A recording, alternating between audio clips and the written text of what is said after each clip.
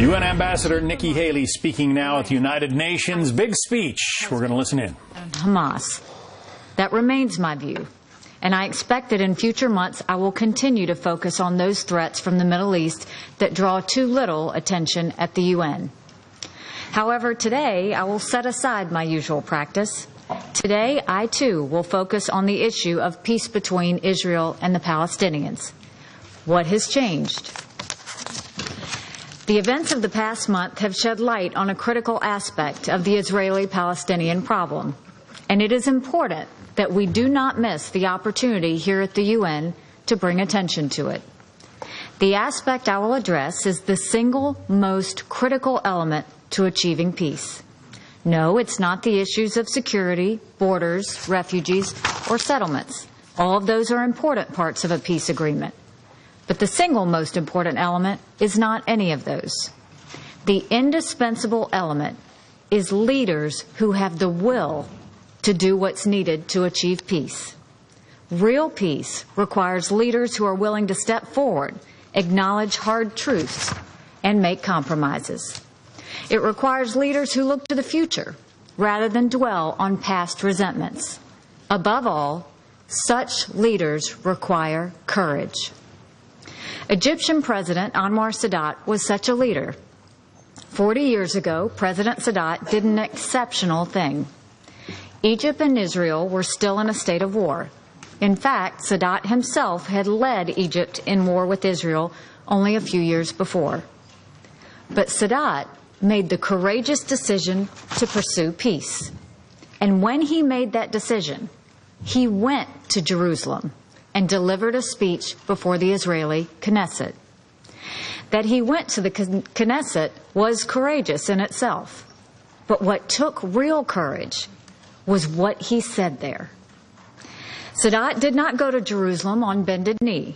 He spoke in no uncertain terms about the hard concessions he expected from the Israelis. And then he said the words that both he and the world knew marked a turning point. He said to the Israeli legislators, quote, "You want to live with us in this part of the world. In all sincerity, I tell you, we welcome you among us with full security and safety. We used to reject you," he said. "Yet today I tell you and declare it to the whole world that we accept to live with you in permanent peace based on justice." These were the words that led to peace between Egypt and Israel. It was not an easy process. It took another 16 months of tough negotiations to reach a peace treaty, and both sides made difficult compromises.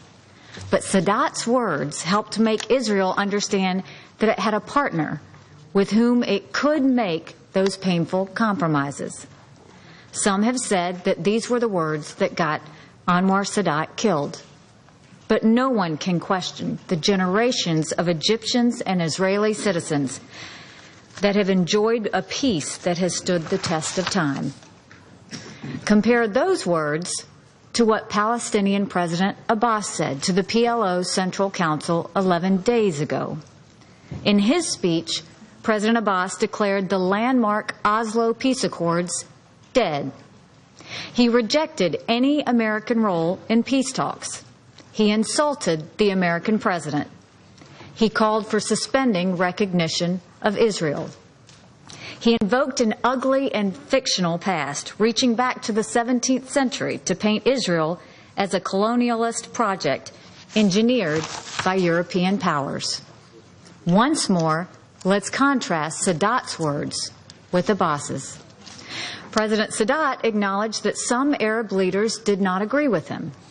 But he told them it was his responsibility to, quote, "exhaust all and every means in a bid to save my Egyptian Arab people and the entire Arab nation the horrors of new, shocking, and destructive wars."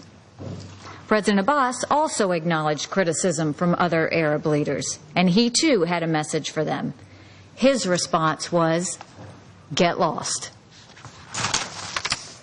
Curiously, President Abbas's speech has gotten little attention in the media. I encourage anyone who cares about the cause of a durable and just peace in the Middle East to read President Abbas's speech for yourself. A speech that indulges in outrageous and discredited conspiracy theories is not the speech of a person with the courage and the will to seek peace. Despite all of this, the United States remains fully prepared and eager to pursue peace. We have done nothing to prejudge the final borders of Jerusalem. We have done nothing to alter the status of the holy sites. We remain committed to the possibility and potential of two states, if agreed to by the parties. Just as it did with Egypt, peace requires compromise. It requires solutions that take into account the core interests of all sides. And that is what the United States is focused on for the Israeli-Palestinian conflict. Hate-filled speeches and end runs around negotiations take us nowhere. Ultimately, peace will not be achieved without leaders with courage. King Hussein of Jordan was another such leader. In 1994, he ended 46 years of war and entered into a peace agreement with Israel that holds to this day. When King Hussein signed the peace treaty, he said this, quote, "These are moments in which we live, the past and the future. When we come to live next to each other, as never before, we will be doing so, Israelis and Jordanians together, without the need for any to observe our actions or supervise our endeavors. This is peace with dignity. This is peace with commitment." End quote. I ask here today, where is the Palestinian president? Where is the Palestinian King Hussein? Where is the Palestinian Anwar Sadat? If President Abbas demonstrates he can be that type of leader, we would welcome it. His recent actions demonstrate the total opposite. The United States remains deeply committed to helping the Israelis and the Palestinians reach a historic peace agreement that brings a better future to both peoples, just as we did successfully with the Egyptians and the Jordanians. But we will not chase after a Palestinian leadership that lacks what is needed to achieve peace. To get historic results, we need courageous leaders. History has provided such leaders in the past.